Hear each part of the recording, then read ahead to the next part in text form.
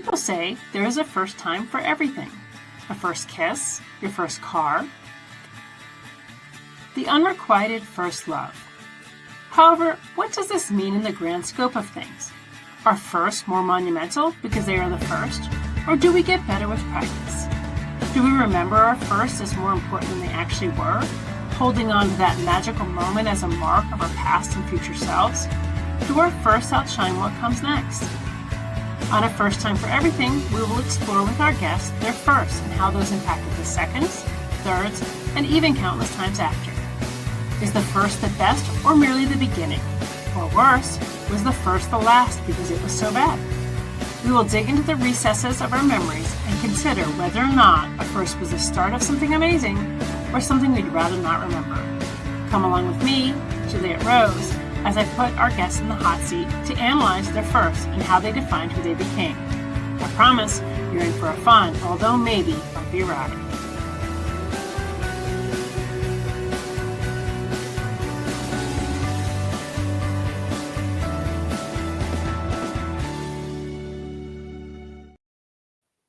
Good evening, everyone, and welcome to another episode of A First Time for Everything. I'm your host, Juliet Rose, and just a reminder to send a star to let us know how we're doing here at Go Indie Now. Every time you contribute, you get entered into our season prize package drawing with gift cards, swag, and more. And I just want to pop on real quick and say hi to Anita. Hi, Anita. Thank you for tuning in. She's always here. She's awesome. Tonight, we are talking with James, also known as J.E. Pittman. And James, will you go ahead and tell us a little bit about you, what you write, things like that. Sure. Hi, everybody. I'm J.E. Pittman, a.k.a. James. J.E. is just for the Googles, because if you Google James Pittman, you get a bunch of people who aren't me. Most of them are dead. And if you Google J.E. Pittman, I'm still the first 13 search results last I checked.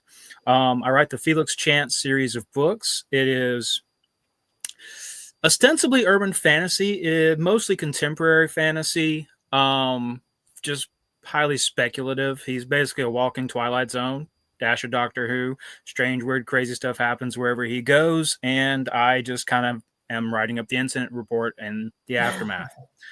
I also write sci-fi, a little bit of horror. I've got another series, Pandora Squad, that's kind of just action sci-fi with a little military flavoring.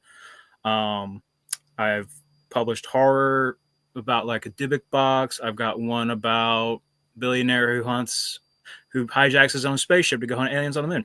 I'm really all over the place. So, if you're up for that, join me on the ride. Nice. I can relate. I'm also a multi-genre author. So people ask what I write, and I'm like, it's a hard question to ask. It's everything. Yeah, exactly. I just started writing like a serial killer thriller type romance thing too, because I had an idea for it. Why not? Exactly. So here's a curious question. I'm around a lot of writers, even in my personal life. And one thing we talk about a lot is like how the simplest thing can inspire a whole book. So for example, a writer I was talking to happened to see a photograph and inspired a whole story that he hadn't thought about before. What inspires you? Like, what are the things that tend to trigger those thoughts? I mean, that's Felix in a nutshell. Basically, Felix is about the everyday and ordinary. Those weird things that you think you may have seen or you may not have seen, or you, as we say in the South, you hear somebody talking in the woods? No, you didn't. Somebody call your name? No, you didn't. Literally, Felix started from that kind of observation. I was sitting at an art show because I also do like fine art photography type stuff. And at this little dead market, there was nobody coming. And I'm just sitting there and I'm looking at this restaurant that's closed. And I'm like, okay, cool. As soon as the dinner rush hits, we're going to get some foot traffic. Well, time passes. They never open. And I finally walk up over to the restaurant and see on the pizza box, they just stuck in the bottom of the door, said location closed permanently. Oh. But here's the thing. There were still plants in there. The chairs and tables were all set. It literally looked like it was going to open at any second. It looked even like there was still like stock in the refrigerator, like the standing refrigerator, like for drinks and stuff. And I'm just like, all right, that's an idea.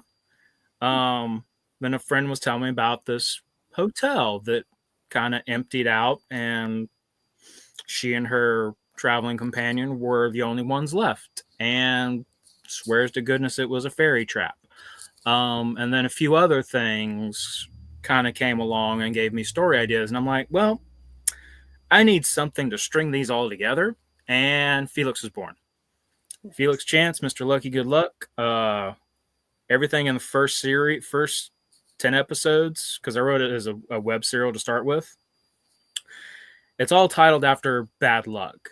And his greatest skill is luck. So in all these bad luck, weird situations, he always comes out okay because he's lucky.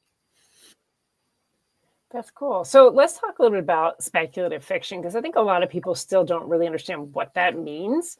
So why don't you explain a little bit what speculative fiction means and like how you integrated that into your series? So, as one might infer from the name, I tend to just speculate a lot about what if, like the things that, take the real world, change a couple elements, and then you just play a thought experiment with it. Like, what if I walk into this restaurant and I decide I want some soup and there's nobody here, but it's entirely stocked? Would somebody get mad at me if I just went and made a bowl of soup? Just heated something up. Or what happens if you get caught red-handed by someone who has, pretensions of being a con woman, and y'all decide to run a ghost kitchen out of said restaurant, and it's never actually open, and it never is actually your restaurant, but you do it anyway. And then you become partners in crime and span 3 books now. So it's really just taking that. It's a thought, a long form thought experiment, like a lot of what ifs. What if this leads to what if that, what if something else? And I like speculative fiction, even writing it, because I feel like it allows for like less boundaries. But what do you feel like some of the challenges in writing speculative fiction? Making people believe, basically selling it well enough. Everybody talks about grounding their books in reality. Well, that's very hard when you write about irreal things or ethereal things. So you have to take those like salient touch points that makes us all people and make that relatable to a very bizarre situation. So like how people would actually react if, they suddenly came across a moose in a museum that's probably slightly inebriated, and, how you use that to pull off a caper, and, or how you react if you come across a werewolf costume in an abandoned building and think it's actually a real werewolf for a minute, that kind of stuff. You have to make it real enough and internally consistent to bring the reader along with your absolute, bonkers insanity, basically. Yeah. Put them in your head in the madness. So you write. That's the fun part and the hard part. Yeah, for sure. Yeah. So you write other genres as well. You said write horror, a little thriller. What do you feel like is the common thread in your writing to connect those together, or connect your readers to be able to read all of those? My voice, basically. It's one of those things I've kind of been trying to figure out. I've been writing for 30 years. I've been writing since I was 10 years old, making up little Sherlock Holmes stories, MES, not LMES, because I couldn't spell back then. Since I was like 10 years old, sitting on the top of my slide in the front yard. I had a little yellow legal pad, and I'm just writing down little stories. It's just the way I tell stories in that kind of off the wall way. Even if it is more of a grounded story, the wordplay itself is really fun in my stuff. I try to ignite the imagination with a lot of the words too. So, nice. I prefer my stuff to be kind of wordsmithy. Like I'm taking very good care in crafting the actual words that portray the story, and I feel a lot of that's a character in and of itself in my stuff. Yeah, I mean, totally. And I think that that's one of the things about, I guess, as we develop as writers, is really realizing that everything is a character. Your scene's a character, your story is a character, your characters are characters, so they all play into each other and off of each other. And I just want to Exactly. say, Dennis says, other than being a great author, that Pittman fella is looking kind of familiar. Okay, please elaborate. I don't know what that means.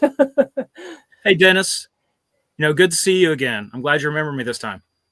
What's the That's a story? little inside joke between us. Okay. We do so many cons together, but you know how every time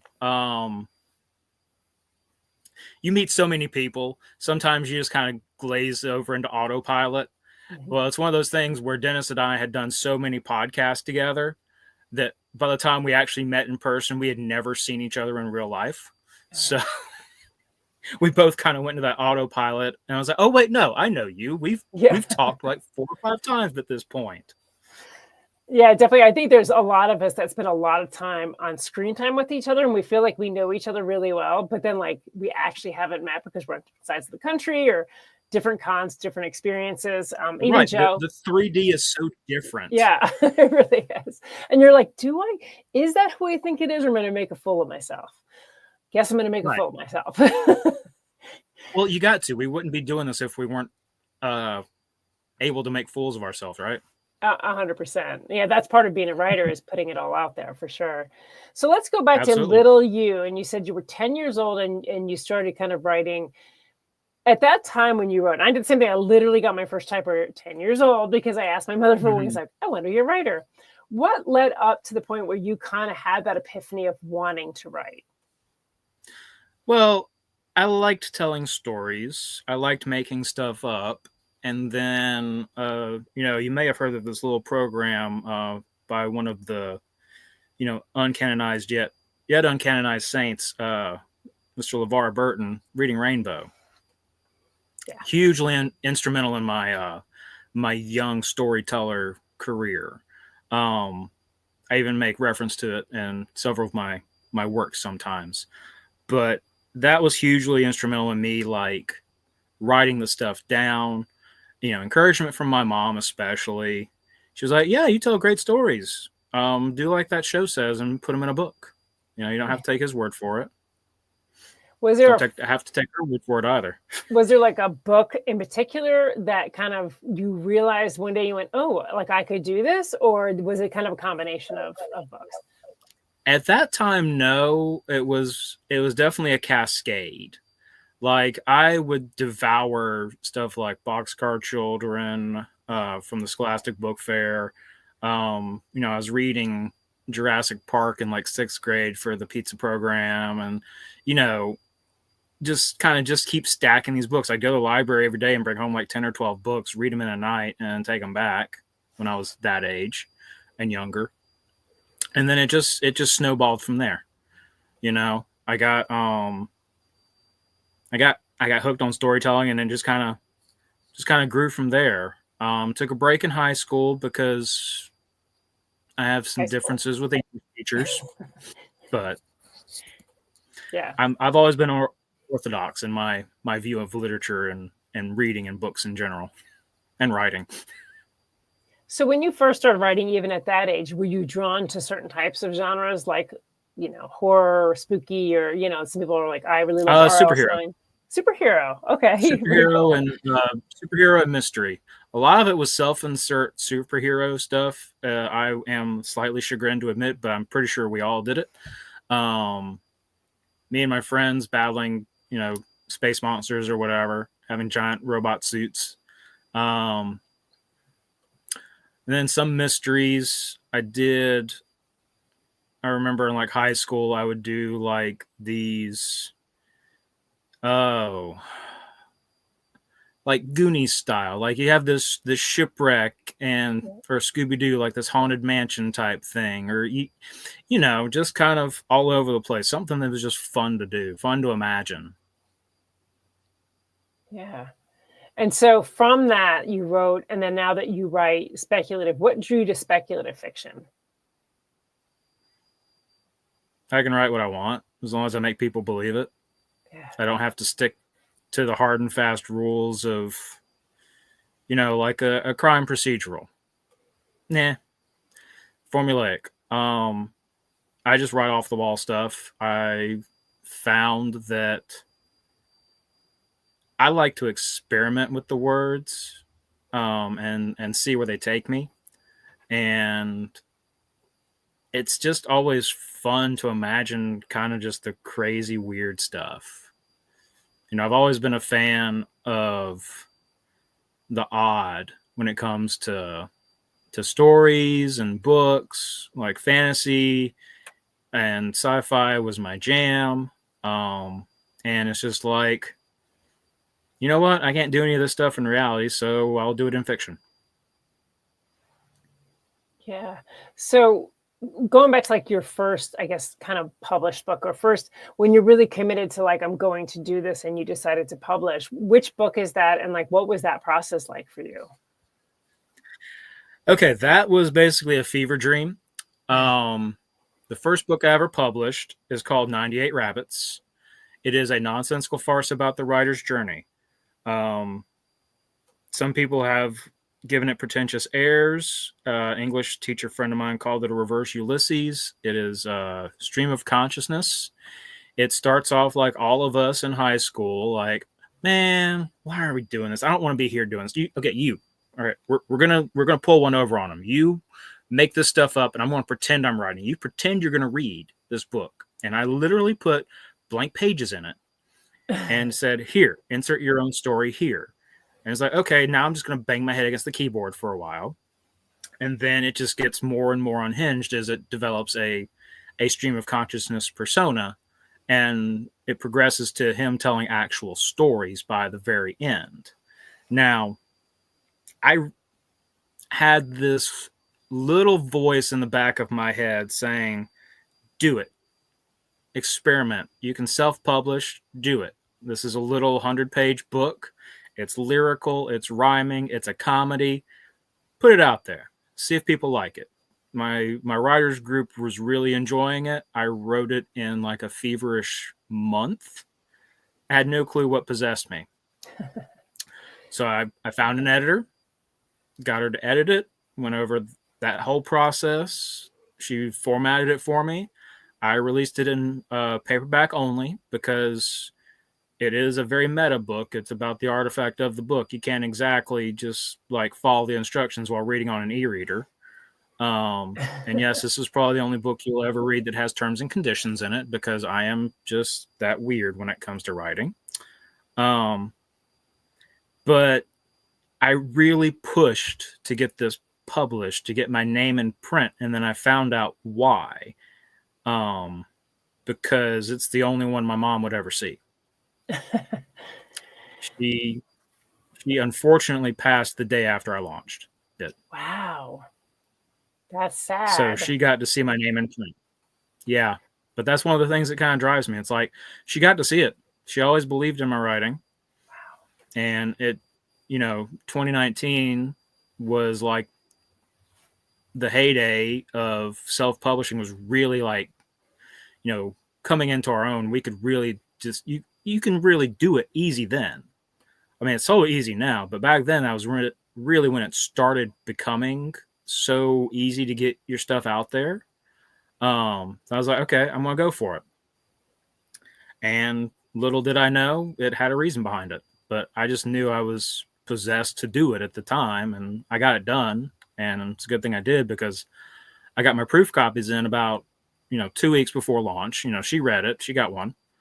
She was able to read the book, enjoyed it, and then I launched it on at a little fair Memorial Day weekend. And then she passed on Memorial Day, very unexpectedly. Wow, I'm sorry to hear that. That's really tough.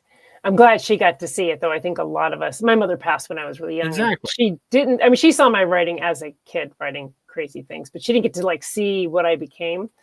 But I had a question. Right. Were you at Nerdyverse last year? At Nerdy Gras? Nerdy Gras, yes. Yeah, I was at Nerdy Gras last year, 2023. I bought that book from you last year. Yes, I you didn't put did. it together, but I totally bought that book from you last year, and I actually really liked it. I love stuff that's just so like it kind of challenges the mind to think outside the box. Like, you just really let it go. Yep. And I really like that book. So I didn't put it together at first until you said that and I went, wait, Well, I like, have that book. like I said with Dennis, is like connecting people with the virtual with the 3D and doing all the cons. And I've sold a couple thousand books at this point, and I'm like, familiar. I know we've done cons before, but I didn't place that one. Yeah, I did. Well, did you not have facial hair back then? Oh no, I've had this since college. I'm trying to Just not picture as like not as you talk. I remember luxurious. talking to you like, and like we were talking about the book and you were talking about your different books and I was like, nope, that's the one for me. Like that's the thing I need to read right now. So you're drawn to the insane stuff. Gotcha. I am. Yes. I go for what comes naturally. Absolutely. That's funny though. Yeah, I actually own that book. It sits on my bookshelf. So yeah, that's really cool. I haven't read your older ones, but they're also really intriguing as well. So yeah. Rabbits is basically proto Felix. Okay. Because you know how it's an unreliable narrator. Well, Felix is an unreliable narrator. Okay. That's really interesting. Let's see. Wait, Dennis says, I'm the one who grew a beard and ponytail since I started writing. Yes. I don't know you from before then, Dennis. I've only ever seen no ponytail. Not yet anyway, right? No, I had long hair in college. Just because I could not find a barber that I liked where I went to school. So I just grew it out and never again. It was so annoying for me. Yeah. The beard, though, I did grow because I hate razors and they chew my face up. And I just rather like the beard. Yeah, that's cool. That's funny that we've actually crossed paths and I never put it together. So that's about right. I'm in Georgia. So yeah. So that's actually a topic I wanted to talk to you about because I'm not a native Georgian. I'm native New York. I moved to Georgia, but I'm really interested in like Southern folklore and kind of like even just Southern, I guess, like culture. So you're from South Carolina. You live in South Carolina. How much of what you grew up with plays into the stories that you write? Mostly all of the Fae rules are the Southern version, not the English version. It's the Southern version.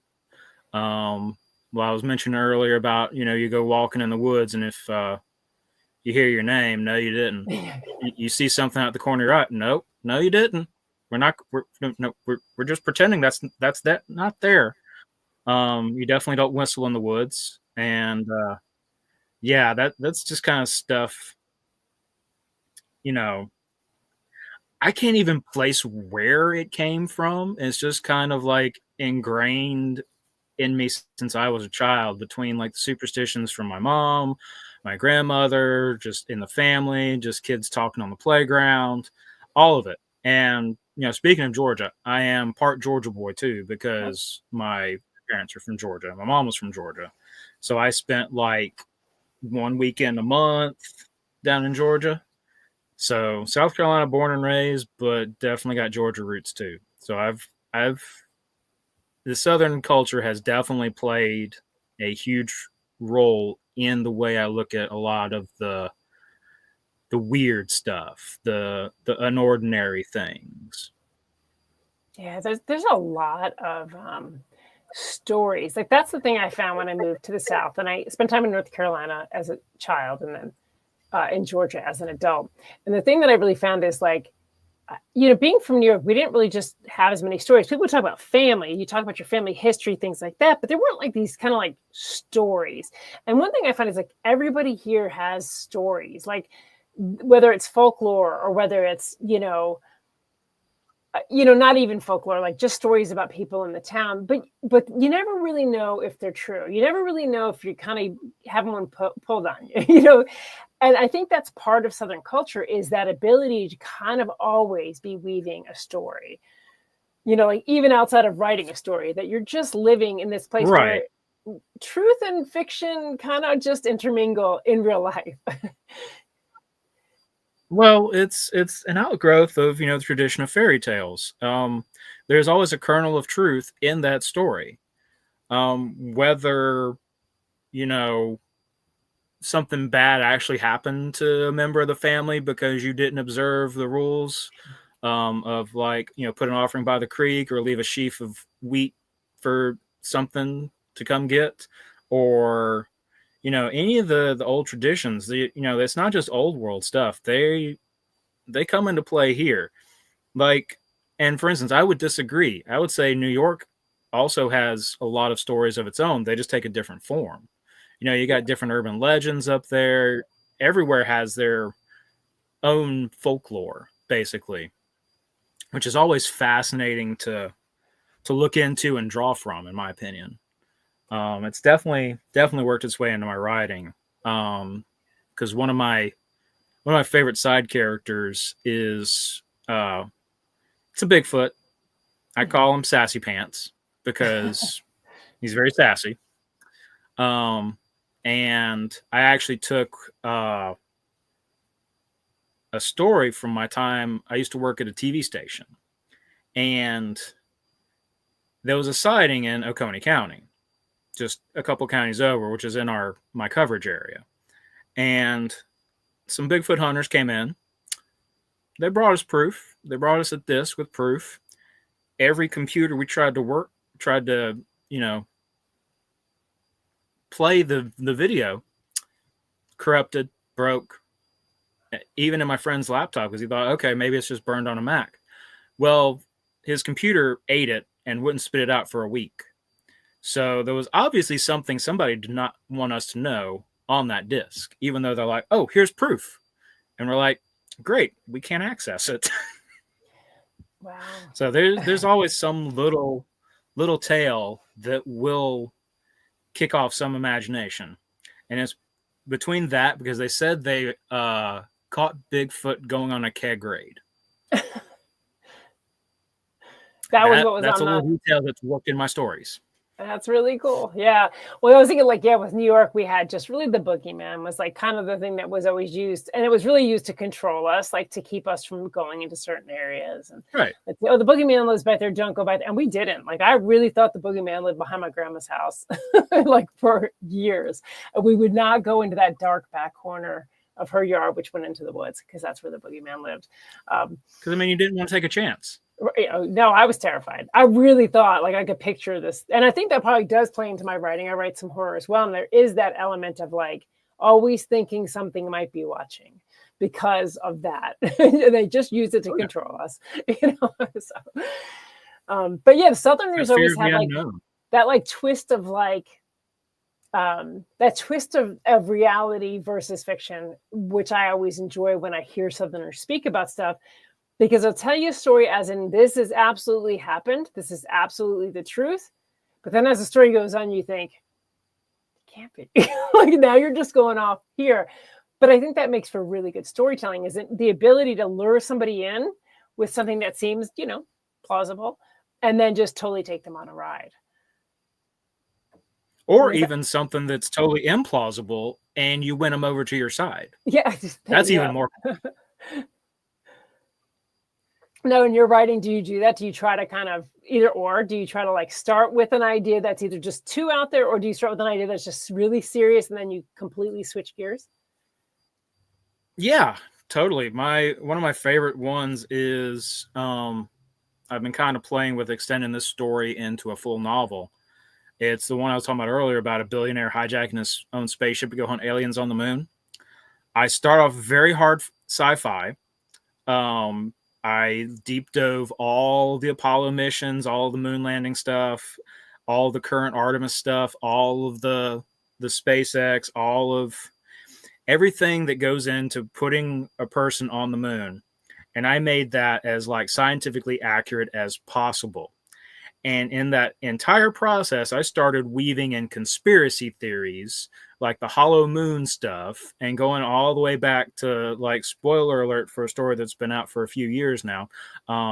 They're actually being aliens in the form of, like, Anunnaki on the moon. So I go, like, crunchy hard sci-fi and blend in the pseudoscience and try to do it in as seamless a way as possible. So I lure you in with this guy landing on the moon, and then, oh, there's 12-foot tall aliens that are doing things. They don't like him polluting their airwaves with his satellites. So wait, is this a story that's already out, or this is the story you're putting out? It is out Oh, what's it called? in its current incarnation. It's called Into the Fire. It is in Inked Publishing's Hidden Villains Arise Okay. anthology. It was actually the first short story I sold. And I have been threatening and promising to turn this into a full-length novel You should. because that story is basically the intro for a couple years now. And the editor of that particular anthology has been kindly egging me on to do it. I'm just kind of finally getting to do it. Yeah, I would totally read that. That's like totally something up my alley. I like the more you go out there, the more I want to read it. Let's see, what does Dennis say? Dennis says, would there really be aliens or conspiracy theory that gets lots of people killed? Either way, I would buy that book. Yeah. A little of both. A little of both. It's like there's conspiracy theories, but they're wrong. Okay, and he has Hidden Villains Betrayed. Okay, well, we'll read it. He's got the sequel, or the third in that line. Okay, so anthologies that have multiple? Yeah. Okay. Kevin and Robin are doing something great with that series. They're going alphabetically. They did Hidden Villains. They did a second one called Hidden Villains Arise. They did a third one and a fourth one, Betrayed, which is one Dennis has. And Criminals was the most recent release. And they're just going down the alphabet. Okay. I'm hoping they get to Z. That'd be now. Which one is your story in? Arise. I'm in the second one. Okay, I have to check that out. Yeah, because that definitely sounds right up my alley. I love stuff like that. It's a very fun story, and it may or may not become a true story at some point. Depends on how things go. Yeah, that's fair. That's fair. Where do you hope to go? Like with your writing, obviously you have, this is a series. Felix Chance is a series, correct? Yes. Okay. I've got 3 in the series now. It's got potential for legs because, like I said, I originally wrote it as a web serial, and then I just started gathering the episodes into books. I'm planning them out a little more now as books because it started off on the now defunct Kindle Vella platform, and I really enjoy web serials, and I'm probably going to stick to writing it in that format, but I'm still figuring out how I want to release it aside from full novels. Right now, I've got Felix Chance, Second Chance, and Off Chance, which concludes the first introductory arc of the series. As far as content goes, I have plenty titles for at least a 12 book run, and plenty of ideas for that run. I've also started doing spin-offs of it because Felix is a very ensemble series.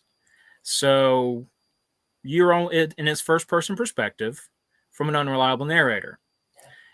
So there are a lot of questions about all the other characters in the series. So I have, new spin-offs planned for the Bigfoot character, for Sassy Pants.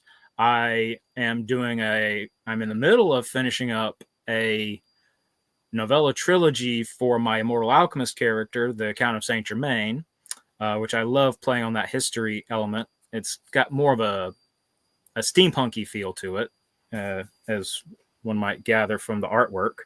I've got a spinoff for Molly, who is the perennial fan favorite, and she who will get all of the plot armor because my super fans have already said if anything happens to Molly, they will riot. So she will be fine. Don't worry. She'll get her own little spinoff series. Bad things only happen to other people in the series. That's actually one of the key features of Felix is it's not quite cozy, but nothing bad happens. Like lasting bad. Bad things do happen, but he makes it through. And then it looks like Joe said, I think he's referring to that hidden villains series. Kevin teased what's next for the series and the premiere of Spotlight, the multiverse, hinting it may have a horror bend to it. That's really cool. Excellent. Yeah. So currently it's more speculative. Is that right? Yeah. Okay. Yeah, it's currently more speculative. Each book just kind of takes a new stab at things. The third book definitely has more horror elements, just because of the meta behind it. There's a lot of like arcane stuff, esoteric things in the backstory to Felix. Um, Starts off very Twilight Zone, very episodic, uh, situation of the week, and then it starts diving more into the esoteric side of things. For instance, on the back cover blurb, I say Felix Chance was born on the last day to exist, which was October 4th, 1582. That would be the day we switched from the Julian to the Gregorian calendar. Well, urban legend had it that 10 days were stolen from everybody in the world. Well, where'd they go? I don't know. Felix knows. Kind of had a little something to do with that. So he's been bopping around for a few hundred years and under one face or another. Although in the first one, you don't know that because he's wiped his memory. So he says. That's interesting. And then the second book is kind of him reliving his past lives to help save a friend who he got put in a little spot of danger. She may be imperiled and may die, but, she doesn't care. She's very brash about that and emphatically does not want to be the damsel in distress and refuses to be so and ends up saving the day. Spoilers, but you got to figure out how.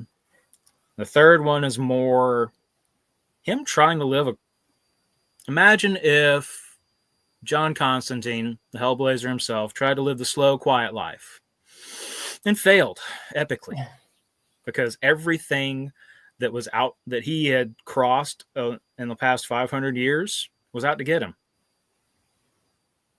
So, it wanders all over the place. Yeah, but that makes sense. So let's talk about when you first had, because I like to get into when writers are getting into the marketing side of things, getting into events. When you did your first event, and if you could go back and tell yourself then something now, what is something that you would kind of advise yourself on for that first event? Ditch the keyboard. Oh, okay. So, if anybody has seen I did almost 50 events last year, 20 something the year before. And you may have seen it at Nerdy Gras. I have a very nice antique typewriter looking Bluetooth keyboard and a little iPad mini that I use for an email capture. I thought it'd be cool, clever, shiny thing. It's an RGB keyboard. It's very eye-catching. Well, it is very eye-catching to people who are not interested at all in books. So it is a blessing and a curse. It gets people to the table, but they're typically more gamers who are more interested in the RGB or, oh, that's a cool looking keyboard. And they have absolutely no interest in at all what I was writing.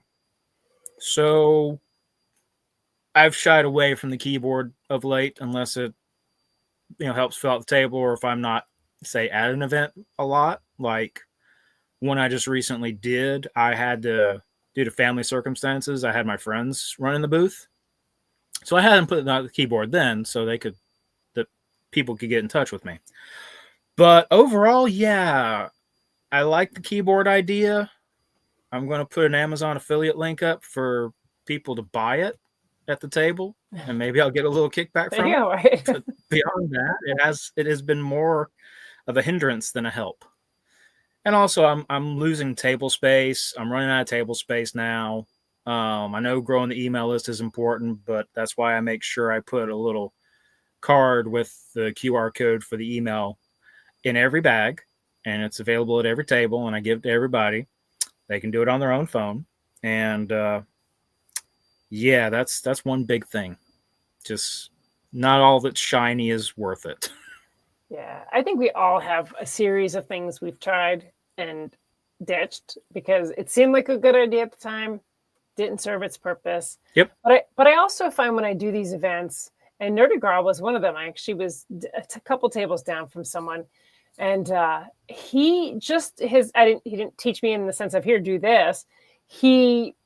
I watched him, and he was just on his feet, and he was friendly, and he was engaging, but never pushy. And I remember just watching him, and I remember at the end of the day, I said, "Aren't your feet tired?" He said, "Oh man, my feet are tired." But he's like, "But I realized this makes sales, like to be up and be engaged." He's like, "It just," and I learned a lot from that. Oh yeah, absolutely. I completely agree with that. And yes, learn from every vendor you meet because they're going to be doing something that resonates. I 100% agree with that. I stand at every table. In fact, I raise my table up with like dorm bed risers. So it is like a bar counter height. So that it is easier to maintain eye contact and talk with people as they've stopped by the booth. That's one trick I picked up from an artist friend years and years ago. She's 6 foot tall naturally, and then also wears heels on top of that. So if she had a normal, like low table, she would just be like towering over everybody. And I'm like, oh, so that's how you raise your booth up. I do it for different reasons, but I still pick that trick up. Another friend, gave me the tip to the guy that actually runs my home con. And when I first got a table, and that was the first event I did, he's like, all right, what you want to do, you want to get a tablecloth that's not your standard black or blue or white, because everybody has that. You want something that's going to stand out. I did that. That's why I've got my gold tablecloth. My entire setup and presentation is pieced together from bits and pieces I have learned from everybody over the years. Like I've only been doing this myself for my own books since 23, but I've been on the con circuit since like 2012 when my buddy owned a comic shop. Okay. So I've seen a lot of setups over the years. I've seen what works. I've seen a good friend of mine does a very not necessarily carnival barker style, but he will literally call out to people in the middle of the aisles and say, hey, buy my stuff. And it works for that person. And, I take notes. I observe what's working for people. I saw somebody do little promo bookmarks like that have the pitch sticking up out of the book, like the little synopsis, the little quick one-liner. So if they're not at the table or, there's too many people, they're just browsing, just got a little quick pitch, doesn't have to deliver it. And I integrated that into what I do. And also, I am absolutely not shy about explaining my setups. If somebody comes to the table and has questions about what I'm doing, I give them the full rundown because, we're all vendors. We're all sitting on the other side of the table. We're in this together. And the more we can elevate, the show experience for people who come to see us, the better off we're all going to be. The better time the guests of the shows have, the more they're going to support the authors and the crafters and the artists and everybody involved. So I'm 100% down with sharing my little secrets. I'll tell you where to get the bed risers. I'll tell you what kind of thing. I found some brand new ones that work even better, and I will link that to you. Nice. So yeah. Yeah, and I appreciate that you say that because I think that I've been to cons where, the vibe was every man for himself. And I've been to cons where it was, hey, I don't write fantasy, but they do. So you better check out their books, type of thing. Oh, yeah. And those cons, everybody does better. And I wish people would have recognized that. Like when one does well, we all do well if we're working together. Exactly. I mean, I cross promote the heck out of my friends. Like I always do a lap when I'm setting up just to see who's there and be like, okay, I know this person writes this. I know this person, and I kind of catalog it. So in the course of my discussion with, people that stop by my booth, if they're not vibing with my stuff, I tell them where to go. Yeah. Or one of my funnier things that I totally haven't implemented yet, but I'm going to. So I'm just going to put it on the internet first and, steal away. I don't care. The big trend in romantasy and spicy books and things like that. Well, I have no spice in my books. There's the spice does not flow in the stuff in my catalog. However, I have several very excellent friends who write that stuff. My editor, several other people. And so I keep their postcards and their cards and bookmarks and whatever. And if somebody comes along and I ask them, what do you like to read? And they kind of get that shy, like, I'm afraid to admit it, but I'm going to. And they say they like the spicier side of things. I'm like, well, here's the spice rack. And it's got all the cards. I'm like, take your pick. I got you. I can't help you directly, but I can put you on a path to fulfillment. Absolutely. And I agree. I mean, I think that's the best thing to do, because really what we're trying to do is meet the reader's needs. And if we don't, somebody we know will, and the reader appreciates that across the board. Dennis said, excellent idea. Somebody said, he said, excellent idea to grow your list. Thank you so much when you were putting the cards in the bags. And then Joe said, Mr. Pittman is one of the best observers, sharers, and listeners I've ever met. Very cool. And then Dennis, a rising tide lifts all boats. I love putting out my friends' books. Absolutely. Yeah, because how many readers do we know? How many of them just read one book? Right. I can only write so much. Exactly. Yeah. I would love to fulfill all their needs, but I can't write that fast. So, hey, go get one of Juliet's books. Or, hey, Dennis, you want some, space battle stuff. Go see Dennis, that kind of stuff. Yeah. And the thing is, then that reader appreciates you, and they might know somebody that does read what you write. And because you were kind, because you were thoughtful to your other authors, they're like, hey, that guy's a cool guy. Buy his book, So it does help. I think when we look at sales or we look at how we market, so often people are thinking very short term, like I need to make this book sale right at this moment, without thinking that long term is going to carry that better for everybody. You might not make the sale that day, but you made a good impression, and you can't beat that. No, you cannot beat a good impression. That's why, like we were talking about earlier, to circle back, I write across genres. My main thing right now is making a good impression on you. So you like me as a person and think I'm funny and witty and clever. And you're going to be like, oh, James wrote this. I'll give it a shot. Or to borrow from my traditional signing, take a chance. Yeah. No, I mean, I think that's the wise way to go, because ultimately it's really hard to sell something people can't see. Like when you're selling art, they look at a piece and they're going, I like that piece, I'm going to buy it. They hear music, I like what they're playing, I'm going to buy a CD. I'm old, whatever they do now. Okay. But with books, it's a lot harder, because you've got it, like your cover might sell it, your pitch might sell it, but ultimately they can't really stand there and read into the book. And so like we are having to use tools that are slightly different, because we're really not showing our whole product. So part of our whole product becomes us, right? We are our brand. And I think that's what you're saying is, and I remember meeting you, and that was important to me too, because I won't. If someone really rubs me wrong, or I feel like they are not viewing me as a person when I'm purchasing a book, because I'm a reader as much as I'm a writer. And every event I ever go to, I'm going to walk away with some books. It's just who I am. That's what I do. And if I walk up and they just totally blank out and go into their pitch without looking at me or listening to what I have to say, I'm likely not going to buy a book. I remember meeting you and we chatted and you told me about that book. And I was like, you told me a little bit about your books, but I was like, that's me. Like, that's it. And you got that. And that was what was important, is you paid attention to me. And so you made a sale. And I think that's ultimately. Yeah, exactly. I mean, I will admit I have to work off scripts a lot of times, just for opening gamut, meeting people.